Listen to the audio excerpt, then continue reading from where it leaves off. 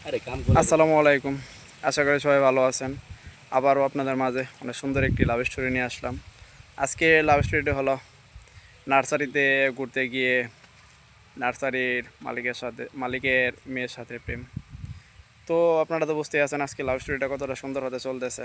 তো আমাদের পাশের এলাকার একটি বিখ্যাত নার্সারি রয়েছে। সে নার্সারিতে সব ধরনের ফুলের ফলের সব ধরনের গাছই পাওয়া যায়। তো হঠাৎ করে একদিন, যেহেতু আমার গাছ কেনার অনেক শখ, আমি একটু চলে যাই কিছু গাছ কেনার জন্য।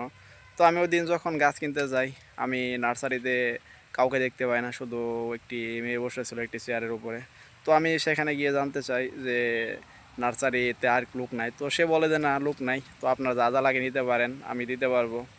তো আমি ওই দিন তাকে বলি আমার 2টা লিচুর গাছ লাগবো, 2টা আমের গাছ লাগবো, 2টা পেয়ারা গাছ লাগবো। তো সেগুলা সে আমাকে বলে আচ্ছা নেন, সমস্যা নাই। তো আমি নেওয়ার পরে যখন টাকা দিতে যাবো, তো মেয়েটি হঠাৎ করে বলে কেন জানি আপনাকে পরিচিত মনে হইতেছে, মনে হয় কোথাও দেখেছি। তো আমি তাকে বলি এদিক মাঝে মাঝে আসা হয়, সে জায়গায় মনে হয় একদিন দেখছেন আমাকে। তো সে উত্তরে বলে যে না, আপনাকে খুব কাছ থেকে মনে হয় কোথাও দেখেছি। তো আমি ওই দিন আর কিছু বলি নাই। তারপরের দিনও আবার চলে আসি শুধু মেয়েটিকে দেখার জন্য, গাছ নেওয়ার উদ্দেশ্য না। তো তারপরও আমি একটি গাছ নিই, ওই দিন একটি কাঁঠাল গাছ নিই। তো ওই দিন আমি তার ফেসবুক আইডিটা নিয়ে নিই যে আপনার ফেসবুক আইডিটা দেন। তো সে সাথে সাথে আমার তার ফেসবুক আইডিটা দিয়ে দেয় আমাকে। তো আমি নিই, নেওয়ার পরে বাড়িতে গিয়ে আমি তাকে মেসেজ দিই। তো মেসেজ দেওয়ার সাথে সাথে সে আমাকে উত্তর দেয় যে আপনাকে কেন জানি আমার অনেক ভালো লাগে। তো আপনি যদি সিঙ্গেল থাকেন অথবা আপনার সাথে আমি রিলেশনে যেতে চাই। তো আমিও তাকে বলি যে হ্যাঁ, আমি সিঙ্গেল আছি, আপনি রিলেশনে যেতে পারেন।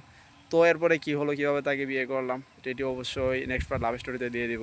তো আপনারা এতক্ষণ পর্যন্ত যারা আমার লাভ স্টোরিটি শুনলেন তাদেরকে অসংখ্য ধন্যবাদ। আবারও দেখা হচ্ছে পরবর্তী কোনো লাভ স্টোরি নিয়ে।